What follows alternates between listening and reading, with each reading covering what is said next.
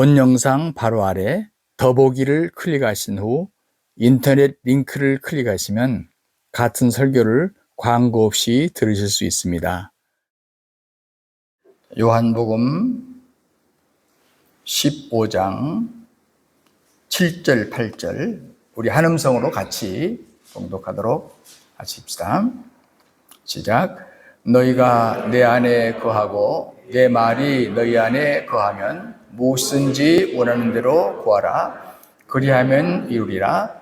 너희가 과실을 많이 맺으면 내 아버지께서 영광을 받으실 것이요 너희가 내 제자가 되리라.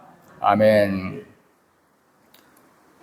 저는 지난주에 이어서 이번 주 이 본문의 말씀을 묵상하는 가운데 특별히 오늘 두 절을 보면서 저처럼 교회에서 성경을 가르치거나 또 전하는 자들이 거짓말을 참 많이 하고 있구나 하는 자책이 되었습니다. 하나는 본문 7절 말씀대로 무엇인지 원하는 대로 구하라 그러면 이루리라고 성경이 말씀했기 때문에 원하는 것은 무엇인지 구하기만 하면 반드시 이루어 주십니다. 이런 말씀을 담대히 하는데 그러나 오늘 본문 성경을 가만히 보면 그건 거짓말입니다. 왜냐하면 너희가 내 안에 거하고 내 말이 너희 안에 거하면 이라는 조건문이 앞에 붙어 있습니다. 그러니까 이 말을 전체적으로 보면 너희가 내 안에 거하고 내 말이 너희 안에 거하지 않냐면 구해봤자 응답이 없다. 그 얘기를 하는 것입니다. 또 우리는 이렇게 얘기를 많이 합니다. 너희가 내 제자가 되라고 오늘 성경에 말씀했으니까 우리 모두는 예수님의 제자입니다. 이런 말을 하는데 그러나 양심적으로 이 성경을 가만히 보면 그렇게 되어 있어요. 너희가 과실을 많이 맺으면 내 아버지께서 영광을 받을 것이요 라는 말이 앞에 나와 있습니다. 이 말을 종합하면 우리가 과실을 많이 맺지 못하면 내 아버지께서 영광을 받지도 못하시고 그리고 당연히 예수님의 제자라고 불릴 수도 없다. 이렇게 해석할 수 있는 것입니다. 그러므로 오늘 이 본문의 중요한 것은 앞부분들이에요.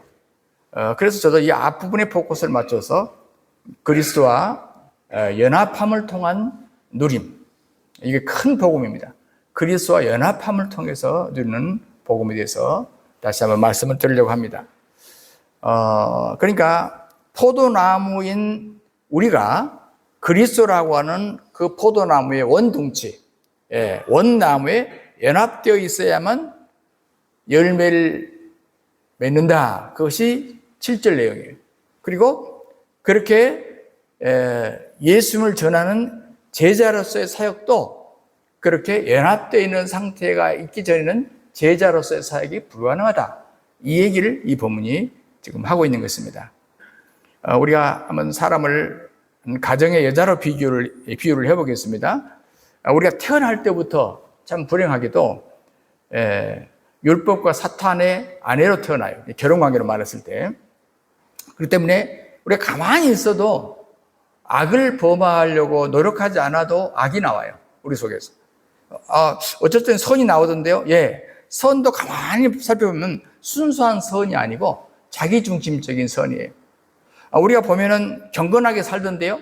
아니에요. 가만히 살펴보면 자기 자랑을 위한 경건의 경우가 정말 많아요. 내가 이만큼 경건하게 산다 하는 게 자락이 깔려 있습니다. 그러다가 어느 날 복음을 받고 예수님을 영접하고 복음을 바로 깨닫게 되면 이미 내가 남편이 밖에 있다는 것을 알게 돼요. 그러니까 율법과 그런 사탄의 아내가 아니에요. 내 남편이 그리스도로 밖에 있다는 것을 어느 순간에 알게 되죠. 더 이상 율법과 사탄의 아내가 아니라는 것이죠. 예.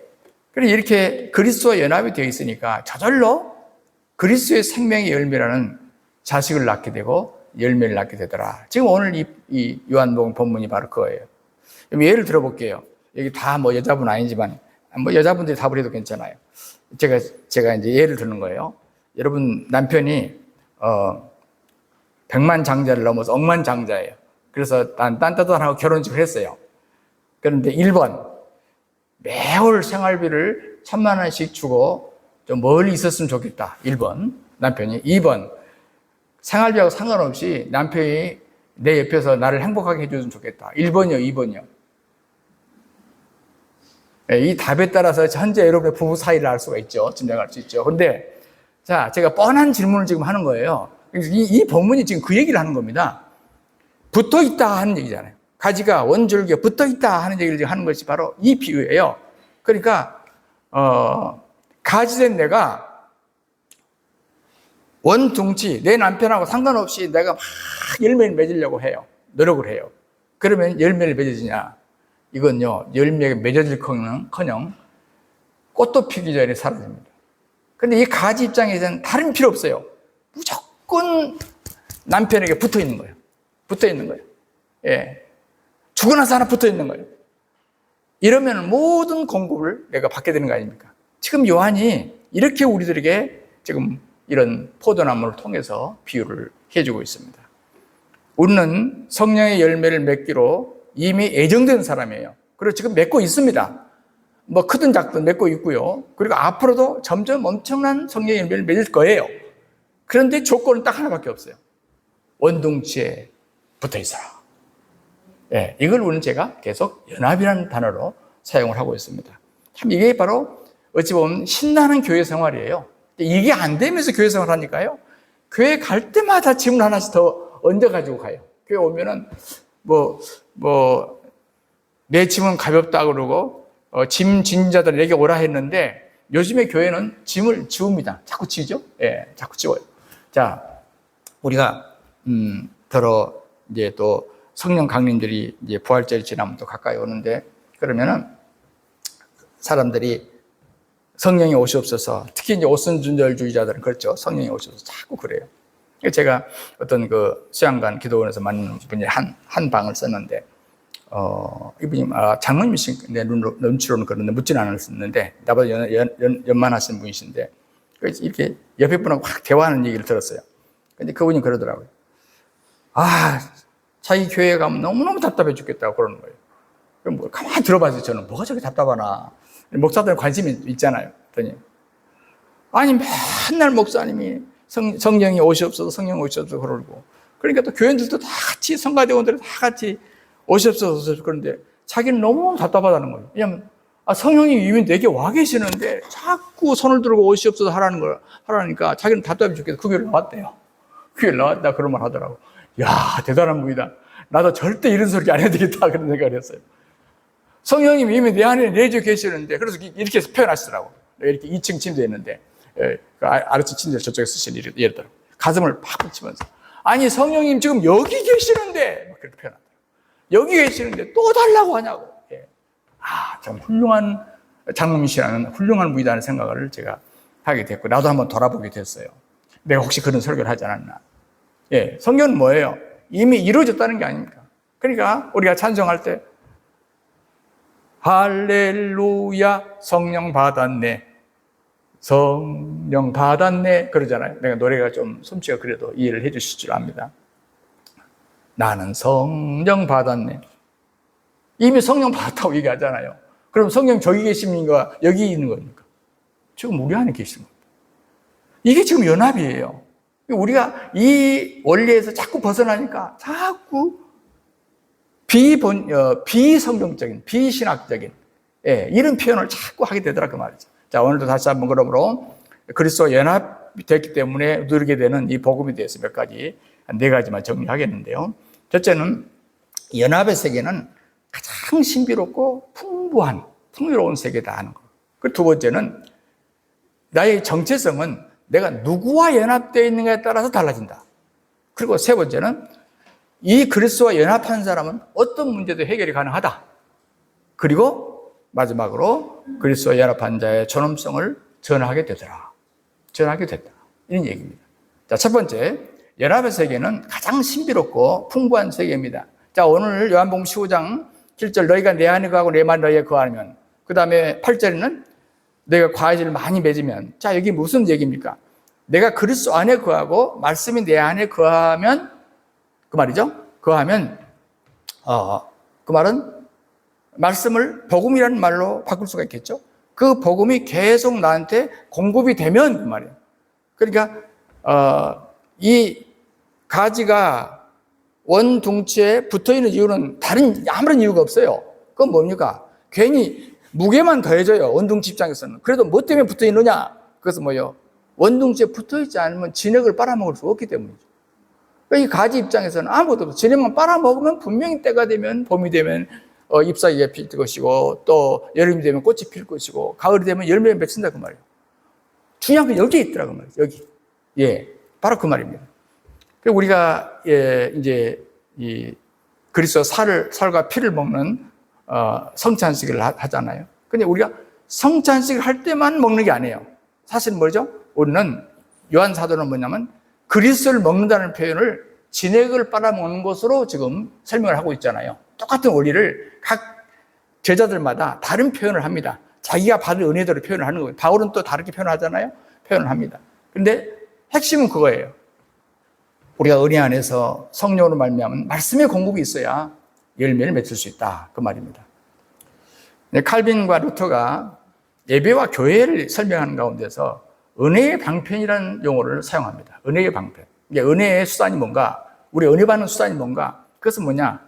말씀이다. 말씀이 선포될 때 은혜를 받는다. 그리고 당시 이제 로마 천주교회와 우리가 대항하고 있었기 때문에 천주교회는 7성례를 통해서 7성례, 7가지 성례요. 결혼식도 혼배 성사고 7성례를 통해서 은혜를 받는다고 표현하지만 그게 아니다. 우리가 본질적인 은혜의 방편은 말씀과 함께 그 말씀을 표현한 성례다. 이렇게 표현을 했어요. 성례다. 그러니까 지금 그 말은 무슨 말이냐면 당시의 로만 캐톨릭이 성례를 형식적으로 함으로 그 성례 자체가 뭐가 있는 것처럼 하지만 그 성례의 의미가 말씀으로 드러나지 않으면 하지 않는다. 그래서 요즘에 그 이후에 신학자들이 말씀의 성례라 이렇게 표현해요. 실제로 성례식을 하잖아요. 해야 되죠? 나를 기념하려 했으니까. 근데 더 중요한 건 뭐냐면 말씀을 통해서 우리는 매주 성례식을 하는 거예요. 왜냐하면 아무 의미 없이 성례식을 하면 진짜 의미가 없는 거예요. 그러나 그것을 그 의미가 뭐냐, 그 피와 살의 의미가 뭐냐를 설교를 통해서 말씀을 통해서 풀어주기 때문에 실제로 우리가 뭡니까? 매주 말씀을 통해 성례식을 하고 있다 그 말이죠. 이렇게 두 가지로 정리를 했습니다. 여러분, 형제 자매들이 모여서 은혜의 말씀이 선포되는 곳에 있고, 그리고 이제 또 본인이 한 주간 살면서 그 말씀대로 살았더니 어떤 내게 일이 벌어졌습니다라고 간증을 하잖아요. 그럼 이게 교회 내에서 이렇게 말씀 선포와 간증이 같이 어우러져요. 그래서 교회가 이렇게 말씀 선포도 중요하지만 서로 나눈 티타임이랄지 하여튼 그런 것도 참 중요합니다. 나눈 거. 나 지난주에 이렇게 이런 일이 있었어요. 그러면 신기한 것이 있어요. 내가 설교를 하지 않아도 여러 교인들이 다 설교할 필요가 없어. 그래도 가만히 그 그룹, 그 단체 안에 앉아만 있어도 그 놀라운 복음의 은혜가 내게 임하는 거예요. 간증을 통해서, 말씀을 통해서. 이게 참 신기한 일입니다. 신기한 일. 모두가 다 막 성경 공부를 하고 막 가르치고 설교를 해야 되는 게 아니에요. 그 자리 가만히 앉아 있기만 해도 우리가 똑같은 은혜를 누리게 되는 거예요. 얼마나 놀랍습니까? 반면에 생명의 말씀들이 없고 율법만 가득한 교회에 있으면 하나님 말씀을 먹기 위해서 굉장히 노력을 해야 됩니다. 본인이 막 개인 큐티를 한달지 개인적으로 성경 공부를 막 한달지 해야 이걸 유지가 돼요.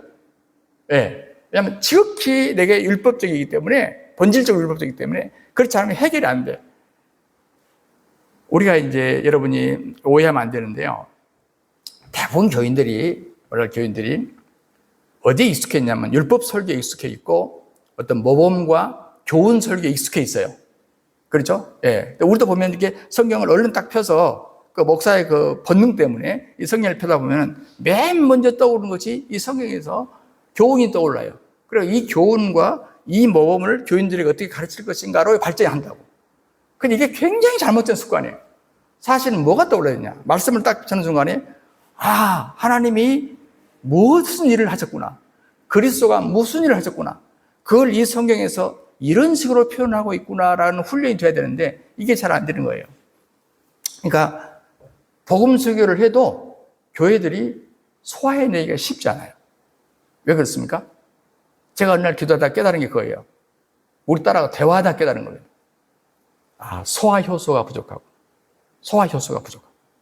우리 딸아이가 한국에 있다고 뭐잖아요. 뭐 이번은 한 6년만 왔지만, 올 때마다 한 주간 정도는 굉장히 고생을 해요. 음식을 먹고. 엄마가 이제 뭡니까? 오랜만에 오니까 얼마나 뭐 제 아내가 그렇다고 무슨 뭐 음식 솜씨가 대단하다는 얘기는 절대 아닙니다. 어쨌든 간에 이제 한국 음식을 먹이려고 할 거 아닙니까?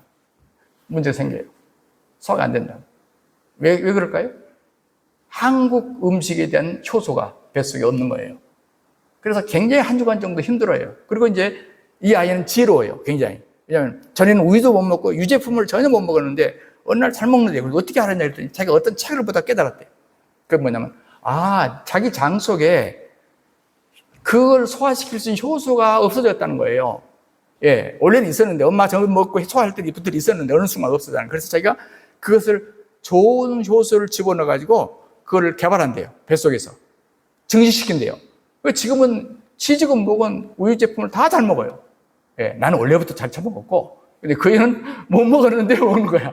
그게 뭐예요?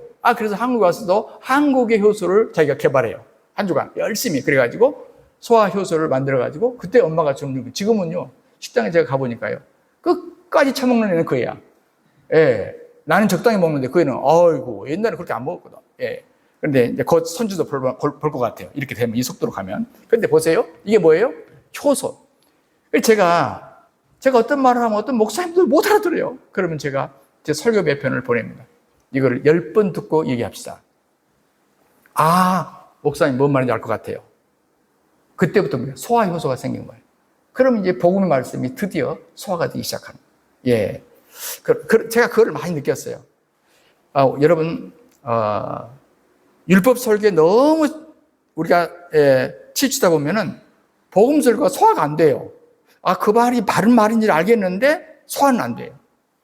여러분, 주변에 강이 없으면 우물이라도 파야 됩니다. 열심히 파야 돼요. 그러나 강이 있으면 그냥 마시면 되지 않습니까? 그런 원리가 똑같다 그 말입니다. 예, 어떤 분에게 제가 설교를 많이 했듯이 우리가 노력할 필요가 없습니다. 그러니까는 아주 좋아해요. 야, 이제 노력 안 해도 되겠네. 우리가 약한 게 좋습니다. 그러니까 나는 약하게 살아야 되겠다. 지금 그 말 하는 게 아니거든. 성경이 그 말 하는 게 아니에요. 그리스도가 우리 안에 내주에 계실 뿐만 아니라 우리 안에 내주하시는 그리스도가 활동을 활발하게 하실 때 우리는 그때 노력할 필요가 없다 그 말이죠. 여러분, 그렇지 않으면요 엄청 노력해야 됩니다. 그래야 우리의 신앙이 그나마 유지가 돼요. 보세요. 제가 마이클 호턴을 얘기를 많이 해요. 왜냐면 한국에서 이렇게 이분 책을 한 10권 이상 이렇게 소개가 됐기 때문에 참 감사하게 생각하는데, 이 웨스트민스터 신학교 교수가 조엘 오스틴의 긍정의 힘을 조심하라고 한 챕터를 할애했어요. 그래서 제가 유심히 봤어요. 근데 왜 긍정적으로 사는 것이 잘못된 것이냐 비판하는 거예요. 내 생각과 너무 다르잖아요. 우리는 긍정적으로 살라고 배워왔잖아요. 그렇죠?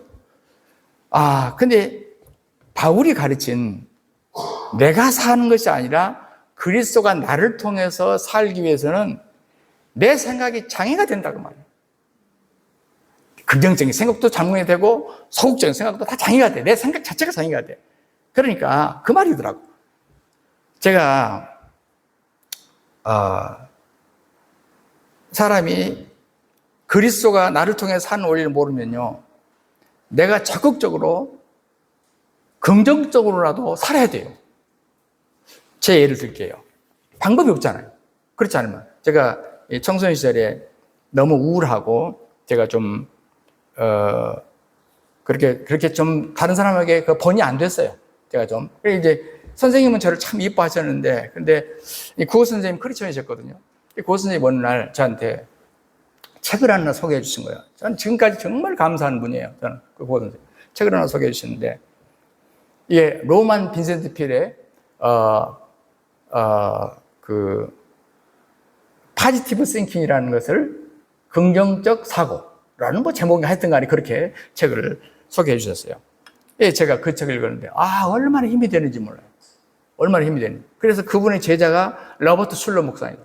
그분의 책을 그때 보이스사에서 권 모시가 계속 번역했는데 무조건 사서 봤어요. 얼마나 힘이 됐는데. 이제 긍정적 사고라는 게 얼마나 내 삶에 도움이 되는지 몰라. 내 청소년기에 특별히 굉장히 도움이 됐어요. 그런데 제가 그리스도와의 연합의 비밀을 깨닫고 난 다음에 버렸어요. 그 생각마저 버렸어요. 아, 주님이 복음의 핵심 중에 핵심이 뭐냐. 그래서 왜 이걸 비밀이라고 말했을까? 여러분, 비밀이라는 말은요, 알 사람은 알고 모르는 사람은 모르는 걸 비밀이라고 그래요. 왜 이 복음을 비밀이라고 했을까 생각을 했어요. 다 알면 될 거 아니야. 근데 절대 사람은 모르더라고. 여러분, 우리가요, 지혜와 계시의 영이 임하지 않으면, 그래서 저는 이렇게 몇 번 교인들에게 실험을 해봤는데, 어떤 교인들은 정말 세상적으로 그야말로 가방끈이 너무 짧아요. 그런데 이쪽에 가방끈이 굉장히 훨씬 긴 사람보다 복음을 더 잘 이해하는 거예요. 이분은 선입관이 없어가지고요, 목사가 가르친 대로 바로 받더라고. 바로 받아요. 신학교에서 바울 신학을 이해하려면요, 머리가 좋은 사람들이 바울 신학을 이해합니다. 우수한 사람들. 그래서 바울 신학을 전공하는 교수를 보면 굉장히 천재들이에요. 수재들이에요. 그걸 이해를 해요.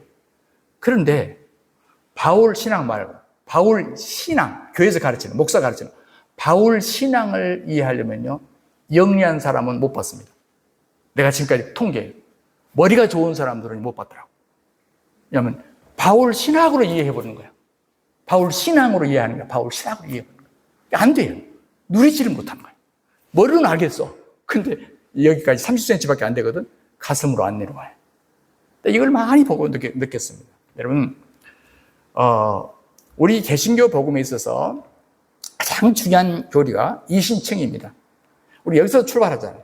믿음으로, 우리 다만 믿음으로 의롭게 된다. 이신층이에요. 그런데 제가, 이거 이제 속으면 루트 신학이에요. 루트 신학의 핵심이에요. 그래서 제가 이 신학을 좀 멀리 하고 칼빈 신학으로 건너탔어요. 저는 어려서부터 이렇게 교회를, 이렇게 교단들이 몇 군데를 건너 다녔거든요. 뭐, 내 환경 때문에. 또 우리 예삼촌들은 또 감리교 목사들이에요. 근데 건너탔어요. 근데 이유가 있습니다. 루터주의 신학에서는 이신칭의까지는 너무너무 대단해요. 근데 칼빈은 놀라운 것은요, 이신칭의를 더 지나서 성화와 연합의 교리까지 뚫었어요. 대단한 겁니다. 이게 칼빈이에요. 이게 대단한 거예요. 여러분, 우리 강 권사님, 오빠가 우리 강태규 지금 필리핀 선교사인데, 전에 그런 얘기를 해요. 제가 친했기 때문에, 신학하기 전에, 목사님, 저 아는 분이 루터 사관인데요. 사관이라는 것은 우리 같은 목사입니다. 루터교 교회. 저희 부부를 루터 신학교에 보내서 이제 사관이 되기 위해서 교회를 발령시켜 주겠다고 그렇게 합니다. 어떻게 할까요? 그래서 제가 그랬어요. 태규 형제, 장학금도 매우 중요하지만 학비 걱정하지 말고 안 된다. 칼빈 신학을 해야 된다. 그래서 우리 학교 보냈어요. 그때 우리 학교가 이렇게 기숙사가 있었거든요. 이렇게 주변에 기숙사가 있어서 보냈는데, 그래서 이제 우리 교회 전수사 있으면서 하다가 또 이제 교구 목사까지 하다가 임기를 마치고 이제 필리핀으로 가 있는데, 최근에 한국에 잠깐 방문했다고 인사차 왔어요. 제가 서울에 올라올 시간이 정해져 있었기 때문에 뭐 여러 가지 말을 못해요. 그래서 카페에 우리 노회장이 데리고 왔어요. 목사님 인사하시러 왔습니다. 저 카페에 우리 둘이만. 그래가지고 다른 거 필요 없고, 내가 점검하는 것은 네가 선교지에서 복음을 바로 선포하고 있느냐, 이게 중요하다. 그래서 1시간 반 동안 계속 복음의 핵심에 대해서만, 내가 너에게 가르쳐준 그걸 그대로 전하고 있는가, 그것만 계속 얘기를 했어요. 다른 거 필요 없어. 뭐 안부 엽주고 하는 거 다 우리가 메일로 다 할 수 있는 거니까 이 얘기하자. 저에게 요 며칠 전에 카톡이 왔어요. 이렇게 왔어요. 목사님, 정말 고마웠습니다. 목사님께서 전해주신 그 복음으로 인해서 자유를 맛보게 되었습니다. 선교사로서 마음 졸였던 여러 가지가 이제는 홀가분하게 되었습니다. 정말 고맙고 감사드립니다. 된 거예요. 제가 제 제자들에게, 여러분, 하나님이 여러분에게 영혼을 한 사람 붙여줄 수 있고 10사람 붙여줄 수 있고 1000사람 붙여줄 수 있습니다. 그게 중요한 게 아니라 당신에게 붙여준 영혼들을 사역을 즐겨야 합니다. 내가 교인이 10,000명 있어도 옆에 바라보면 20,000명이 있는 목사가 보이는 거예요. 그럼 갈등 느껴요. 갈등 느껴요. 행복하지 못해요. 그렇게 가지고 절대 우리는 평생 사역자로서 행복하지 못하다. 내게 한 영혼을 붙여주셨어도 하나님이 세상에 이 영혼을 나 같은 사람한테 붙여주시다니 즐겨라. 내 사역을 즐겨라. 요즘에 더러 저자를 만나면요. 아유, 교수님, 오랜만입니다. 저 지금 즐기고 있어요. 얼마나 기쁜지 모르겠어요. 저 사역을 즐기고 있어요. 예.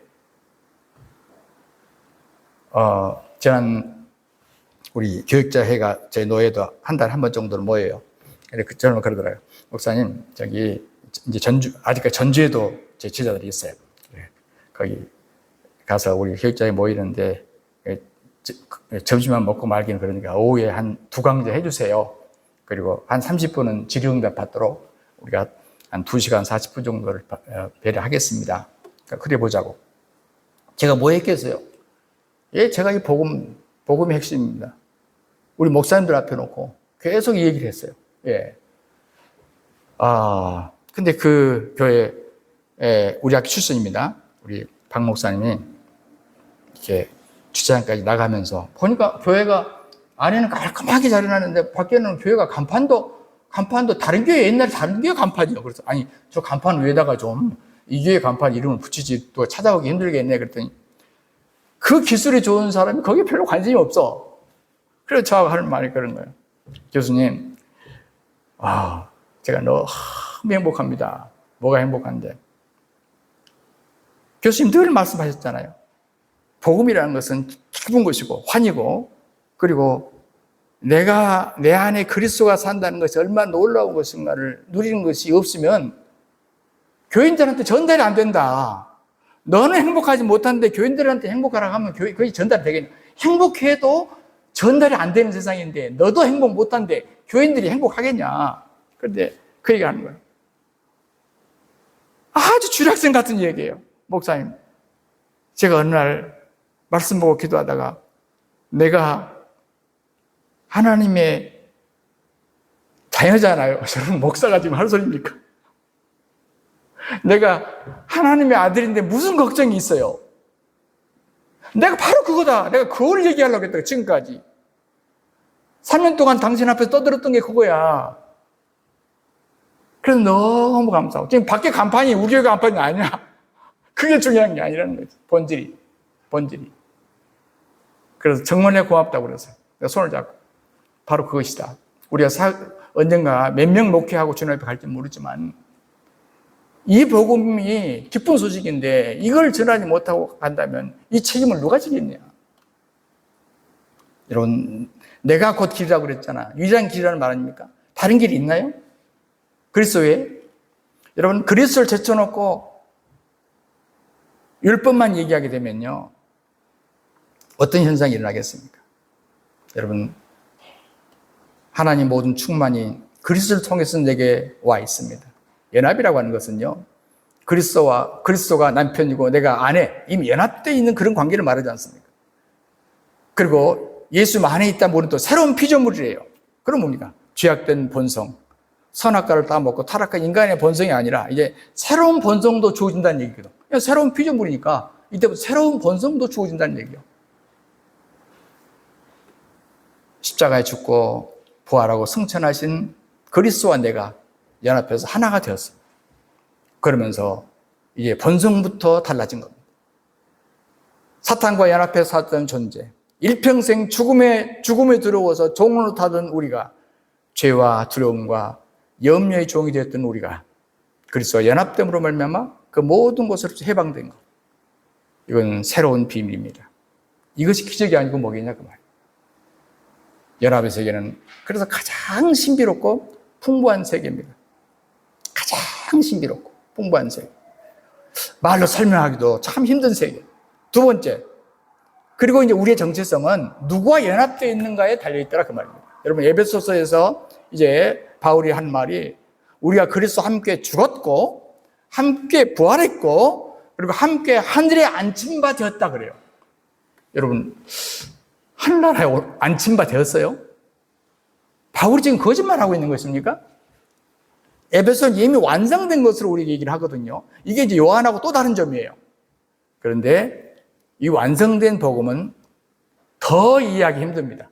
그래도 아까 요한이 말한 가지에 붙어 있어라 그 말까지는 좀 이해가 훨씬 쉬워요. 그런데 시제가 딱 바뀌어가지고요. 시제가 바뀌어가지고 이미 완성되었다. 하늘나라에 앉힌 바 되었다. 이건 진짜 힘든 거예요. 왜? 실제로 내가 살아가지만 현재 우리 모습을 보면 완성되지 않았잖아요. 그러나 우리는 우리 자신의 어떠한 형편을 보고 우리를 평가하면 안 돼요. 성경이 뭐라고 말하는가가 더 중요해요. 그래서 믿음이 필요한 겁니다. 내가 누구와 연합되어 있는가를 보는 것이 더 중요합니다. 다른 말로 말하면 여자의 운명과 같은 것입니다. 여자가 자기의 운명을 바꾸는 길은 다른 게 없어요. 남편 잘 만나면 돼요. 아니면 잘못 만났으면 남편 바꾸면 돼요. 이게 이론상으로 하는 얘기입니다. 이혼하라는 말 아니에요.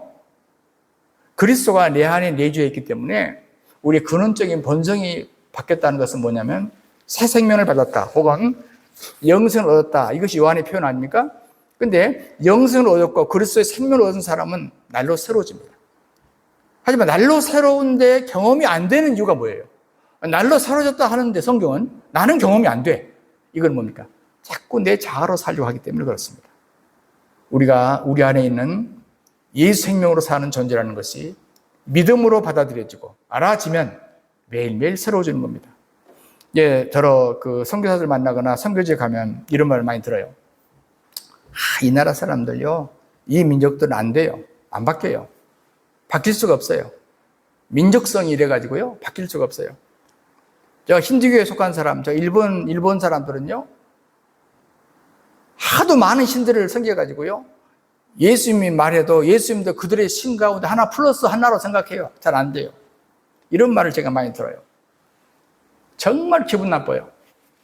내가 성경을 가르친 사람으로서 정말 기분 나빠요. 내가 복음을 전하는 사람으로서 기분 나빠요. 왜 그런 말이 나오냐면 복음이 아니고 율법이나 가르침이나 교육을 통해서 그들을 가르치려고 하기 때문에 그래요. 그러면 안 바뀝니다. 복음이 위력이 그렇게 약한 줄 아세요? 복음의 위력은 대단합니다. 제가 잠시나마 유럽에 나토 사령부에 근무하는 미국 가족들을 목회한 적이 있어요.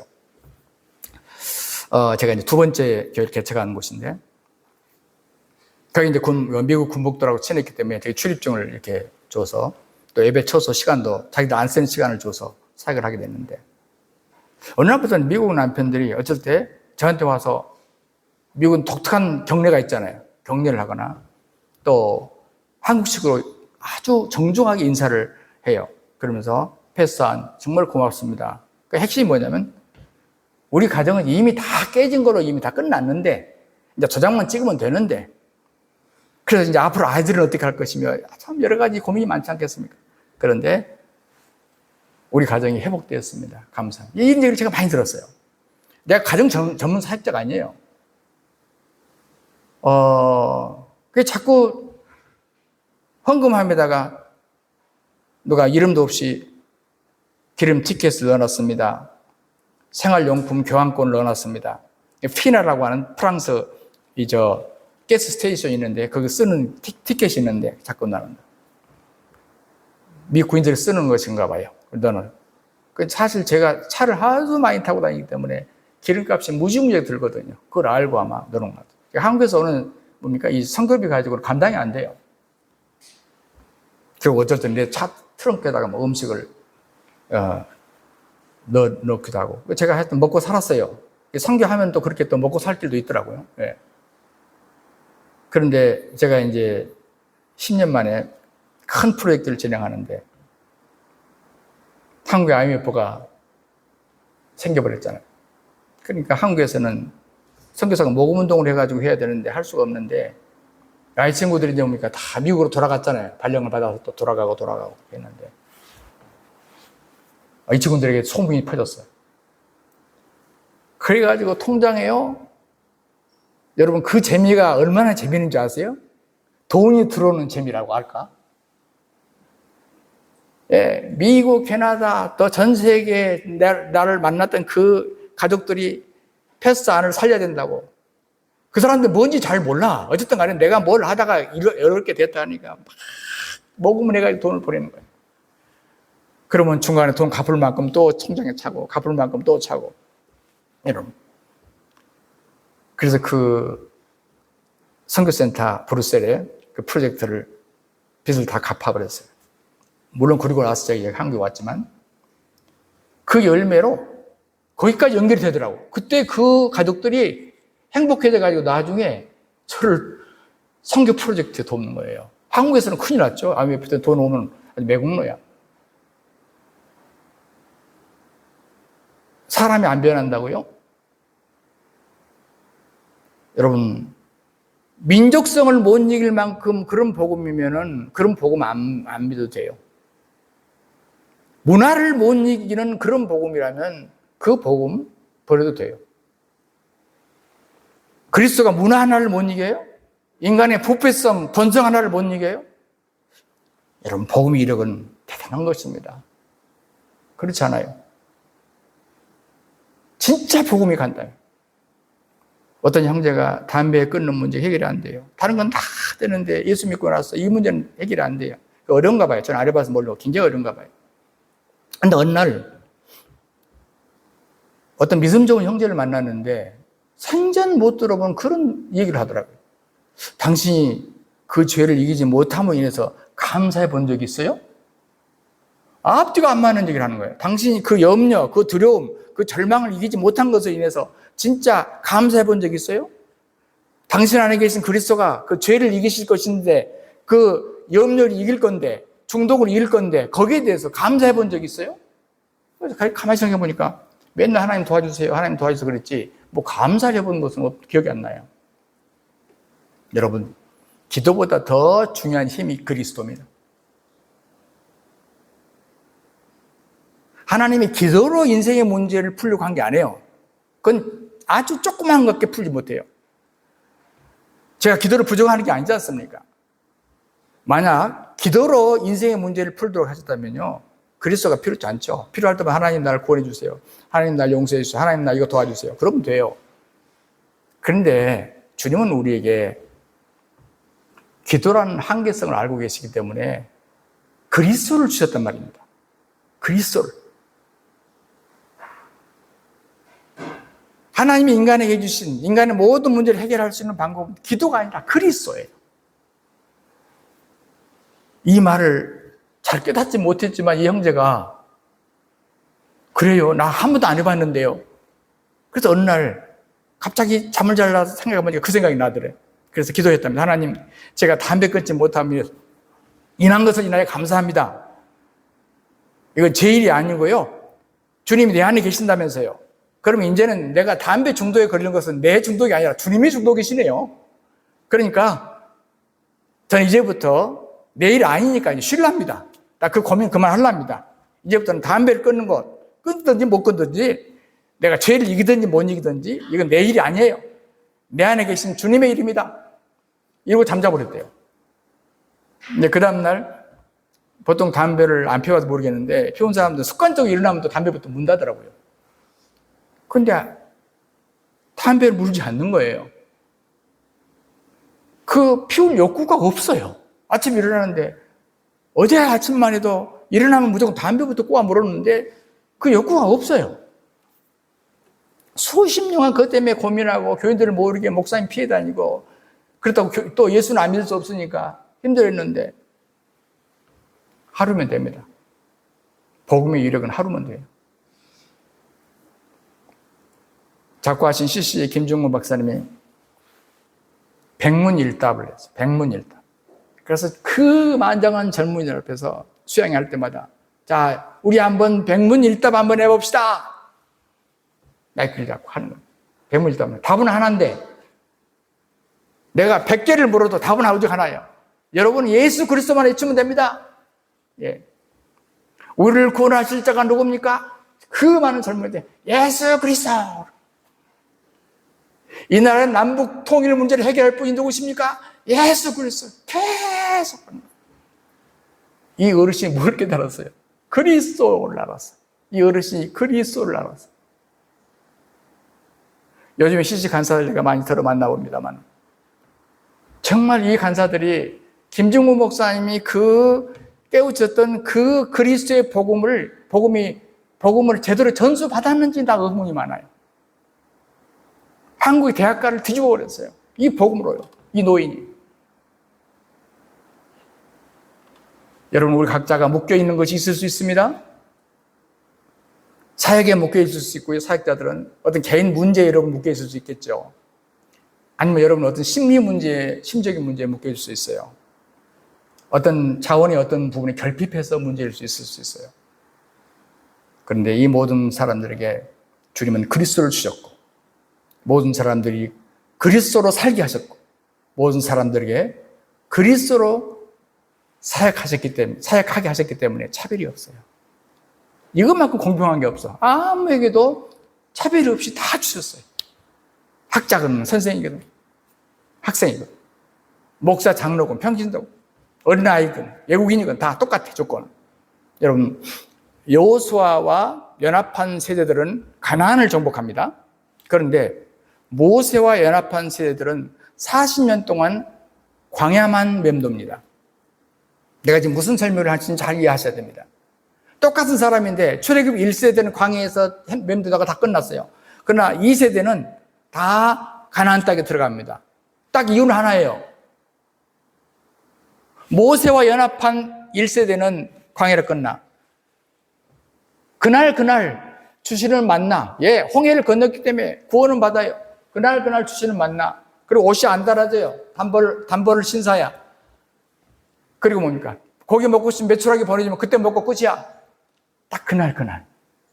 이것도 복음은 복음이에요. 그러나 여호수아 세대는 함께 가나안, 적과 꿀이는 가나안 땅에 들어갑니다. 그건 자기 땅이 생겨요. 자기 경적지가 생긴다고요. 풍성하다 그 말 아니에요. 우리 주님께서 말씀하시기를 내가 온 것은 내가 유일한 길인데 내가 온 것은 생명을 얻게 하고 광야 40년도 생명이에요. 홍해를 건넜기 때문에 살아요. 그러나 또 한 가지 풍성하게 하려 함이라. 그것은 뭡니까? 가나안을 말하는 것입니다. 가나안의 풍성. 사랑하는 여러분, 정체성은 내가 누구와 연합했는가? 내가 율법을 상징한 모세와 연합했는가? 여호수아, 이 예수와 연합되었는가에 따라서 우리의 정체성이 달라진다. 우리 운명도 달라진다. 세 번째, 그리스도와 연합한 자는요, 어떤 문제도 해결할 수 있습니다. 여러분, 한 30 후반 된 싱글 자매가 있었는데요. 이분 간증을 봤는데, 자기 다니는 교회가 좀 젊은이들 중심으로 있대요. 아주 열정적이게 있죠. 또 목사님이 아주 성령사역을 강조하는 굉장히 아주 세상으로 말하면 파워풀한 교회였어요. 근데 이 자매가 다니는 이 청년 가운데 유일하게 방언을 못하는 사람 자기밖에 없어요. 자기만 방언이 안 터졌어요. 근데 1년에 한 번씩 소위 성령 배망 자체 그 성회가 있대요. 아마 이제 뭐 성령 강림제를 하겠죠? 예. 그때 목사님이 그러시더래요. 여러분 중에 성령 은사를 받지 못하는 사람은 앞으로 나오시기 바랍니다. 근데 그 교회는 방언 받아야 성령 받은 걸로 알려진 그런 교회였어요. 그런 게 더 있잖아요. 예. 그거를 제가 비판하는 거 아닙니다. 앞으로 나와라고. 그러니까 자기가 방언을 못하니까 당연히 나가야 되는데 삐죽삐죽 옆에 있는 친구가 내가 나가줄 때 같이 가자고. 그래서 옆에 있는 친한 친구가 같이 손을 잡고 나가는 거야. 나오고 있으니까 목사님이 저기 이미 성령 받은 사람 말고 안 받은 사람만 나오세요. 그러니까 친구가 손을 놓고 들어가 버렸어요. 혼자 멋져가지고 어쩔 수 없이 혼자 이렇게 나오게 됐습니다. 부끄럽지만 그때 그 목사님 그러더래요. 여러분 이 자매를 해서 우리 같이 기도합시다. 그랬더니 막 벌떼처럼 달려오더니 막 이 자매 머리에다 손을 얹고 막 등에다가 손을 얹고 막 통성으로 막 기도를 하는 거예요. 예, 방언을 주시라고, 성령을 주시라고 막 기도를 하는 거예요. 그 교회는 방언이고 성령이야. 방언 받았을까 못 받았을까요? 문제는 못 받았어. 그러니까 얼마나 멋쩍은지 창피하고 그 교회에서 신앙 꼴찌. 그냥, 물론 남은 어떻게 생각하는지 모르고 자기 스스로 생각할 때 나는 우리의 신앙 꼴찌다. 그래서 뭡니까? 하루 종일 울었답니다. 하나님 자기를 버린 것 같고. 근데 어느 날 말씀을 공부하다가 바로 은혜의 그리스도를 알게 됐어요. 은혜의 복음을 알게 됐어요. 하나님이 내게, 우리에게 은사를 주시는 것보다 그리스도를 주셨구나. 곧 선물을 주시는 것이 아니라 선물을 주시는 그분을 주셨구나. 이걸 알게 된 거예요. 갑자기 자기 마음에서 기쁨이 뻥 터졌어요. 환희가 뻥 터졌어요. 이 자매가 그 순간에 자기 머릿속에 지나갈 영상이 뭐냐면, 지금 자기 교회인데 달리기를 경주를 하는 거예요. 막 누가 주님을 더 기쁘게 하느냐, 누가 주님께 더 가까이 가느냐, 막 달리기를 하는 거예요. 쫙 목표지가 있어요. 막 달리기를 하는 거예요. 근데 아무리 달려가 자기는 점점 뒤처지는 거예요. 다른 친구는 앞서가고 자기는 점점 뒤처지는 거예요. 그런데 갑자기 주님이 저 뒤에서 군대식으로 뒤로 돌아, 내 앞으로 뛰어! 그런 거예요. 그게 어떻게 됐어요? 모두가 돌아서 뒤에 뛰었는데 이 친구는 너무 뒤처진 만큼 주님 앞에 빨리 간 거야. 1등했어. 뒤로 돌아서니까 1등이야. 그 영상을 자기가 깨달았다. 이 자매가 그 영상. 이게 바로 행복이구나. 하나님은 은사 하나 정도를 내게 주는 게 아니라 은사를 주시는 그리스도를 통째 내게 주셨구나. 이 사실을 깨닫게 된 거야. 그리고 이 자매가 또 다른 변화를 얘기하는데요. 원래 자기가 소원이 많았대요. 이제 지금 새 집에 사는데 내 집도 하나 갖고 싶고 또 돈도 더 벌고 싶고 소원이 넘쳤대요. 왜냐면 사실 교회만 좀 자기가 좀 뒤처졌지 직장에서는 능력 있는 사람 인정받은 그런 캐리우먼이야. 근데 이 복음이 들어오니까요. 예수님이 생명을 경험하니까 이분은 이렇게 표현해요. 내 소원은 점점 없어져 버리고 예수님의 소망만 남게 되었어요. 소망만 남게 되었어요. 여러분, 소원이 없어졌다 그 말은 무슨 말이냐면요. 무슨 말이죠? 소원이 없어졌다 말은. 불만이 없다 그 말이에요. 불만족이 없다. 소원이 없다 말은 불만족이 없다 그 말이에요. 그런데 소망이 뚜렷해지더라. 이제 주님을 위해서 내가 뭘 해야 될 것인가? 주님이 내게 진짜 원하는 것이 무엇인가가 뚜렷해지더라 그 말이에요. 바로 그렇습니다. 그리스도와 연합하면 어떤 문제도 해결됩니다. 그리고 그리스도와 연합을 하면 그 연합한 데 존엄성을 전하게 됩니다. 존엄성이 전하게. 여러분, 세상에 휴머니즘 주장하는 사람이 많지만 그 휴머니즘 주장하는 사람들 상당한 분들이요. 휴머니즘과 반대되는 삶을 살아요. 막 인간이 중요하다고 말하면서 인간을 괴롭히는 사람이 많아요. 그런데 진짜 존귀한 것은요. 인간의 존엄성은요. 내가 누구와 붙어 있는가가 결정이 돼요. 그럼 우리의 존엄성은 어디에서 나타납니까? 우리 자체에 하면 아무 존엄성이 없어요. 근데 우리가 주님과 붙어 있어요. 그럼 내 안에 있는 그리스도 때문에 나는 그리스도만큼 존귀한 거라 그 말이에요. 내 안에 있는 그리스도 때문에. 내가 그리스도만큼 존귀한 자. 우리가 우리 아이들에게 이걸 자꾸 강조해 줘야 돼요. 우리가 거듭났다고 그러잖아요. 거듭난 건 뭐예요? 이 땅에서 난 거 말고 다시 거듭났다고 그랬기 때문에 그건 뭐예요? 하늘로부터 난 거거든? 그럼 뭡니까? 그때부터는 이 땅에 날 때는 어머니의 본성으로 자라지만 거듭나서 하늘의 본성, 하늘에서 태어났기 때문에 하늘의 본성이 이제 나를 차지하기 시작하죠? 그리고 주소지가 어떻게 돼요? 주소지가. 이 땅의 주소지가 아니고 하늘나라의 주소지가 된다고요. 우리 변화가 이렇게 엄청납니다. 그러니까 자랑스러워요, 안 자랑스러워요? 그래서 남한테 알려주고 싶은 거예요. 한마디로 말하면, 여러분, 지방마다 보면은, 저 식당 가운데서, 뭐라고 그러죠? 맛집이란 게 있다고. 소문난 맛집. 우리 동네는 어떤 거에 맛집인지 잘 모르겠더라고요. 다 내 마음에 별로 안 들어요. 근데, 맛집 있으면 어떻게 돼요? 맛집 있으면? 선전할 필요가 없어요. 누구 만나면요. 나 따라와봐. 맛집으로 데려갑니다. 다른 집으로 가겠어요? 맛집으로 가요. 먹어보고 그 사람이 감탄하는 모습을 보고 나도 좋아. 그래서 또 사주고 싶어. 이게 맛집 아닙니까? 우리의 전도라는 것이요. 1년에 몇 명 해야 돼요? 몇 명 작정하세요? 이거 뭐예요? 전부 율법이에요. 그러니까 뭐예요? 침이 되고 힘이 돼요. 힘이 들어요. 아마 요즘에 이제 오늘부터 대부분 교회들이 뭐죠?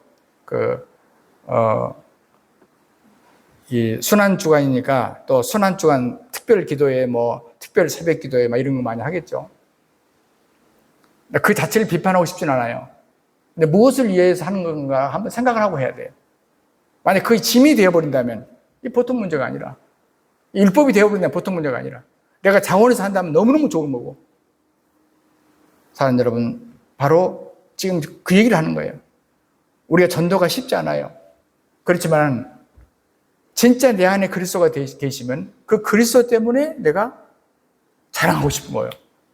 내가 너무 기쁘고 좋으니까 당신도 이 복음, 이 기쁨에 동참하라고 자랑하고, 이게 전도라고 나는 생각해요. 자연스럽게. 그렇지 않으면 율법이 되어버리고 짐이 되어버린 거예요. 바로 그 얘기입니다. 솔직히 저는 개인적인 환경은 별로 자랑스러운 게 없어요. 지금 내일 또 제가 또 병원에 한번 또 가봐야 할 것 같은데, 지난주에 병원에 가니까 저는 의사만 만나면 뭐가 하나씩 추가돼요. 우리 학교하고 조인된 병원이 여기 있거든요. 보라매 병원 쪽에. 근데 아이고 목사님 이건 심각한데요. 어디 병원에만 가면 나는 심각한데요. 또 이쪽 남편 하시는 또 정형외과가 있잖아요. 거기 가니까 목사님 어디 폼이 그러세요? 얘들아 여기서 사진 좀 찍어봐라. 목사님이 이 엑스레이를 보여주면서 설명을 하는 거예요. 지금 이렇게 해도 되겠냐고. 그런 목사님이 이거 안 좋을 수밖에 없습니다. 이건 다 굳었고요. 이건 틀어졌고요. 나는 의사 만나는 게 너무너무 겁나요. 만나면 좋은 소식은 기쁜 소식, 굿뉴스를 안 전해주고 맨날 슬픈 소식만 전해주는 거예요. 한방 의사를 만나면요, 또 이렇게 진맥을 하잖아요, 그분은. 목사님, 어떻게 지금도 살고 계세요? 여따위 소리를 한단 말이에요. 뭐가 외적인 형편은 다 안 좋죠. 그러나 여러분, 그게 중요한 게 아니라, 그것도 우리 관리를 잘해야 돼요. 저도 열심히 하렵니다. 그런데요, 내 안에 계신 그리스도가 계신 그 기쁨과 환희는 뺏어갈 수 없잖아요. 그런 환경이 나를 변화시킬 수 없잖아요. 기도하겠습니다. 하나님 우리 아버지 고맙고 감사합니다. 웬 은혜로 웬 사랑으로 주님이 고난받으시고 피 흘리심을 기념하는 한 주간입니다. 주님, 이 은혜에 늘 감격하며 감사하며 사는, 복음에 취해서 사는, 그리고 이 복음을 자랑하는 우리 모두가 되도록 축복해 주옵소서. 주 예수 그리스도 이름으로 간절히 기도하옵나이다. 아멘.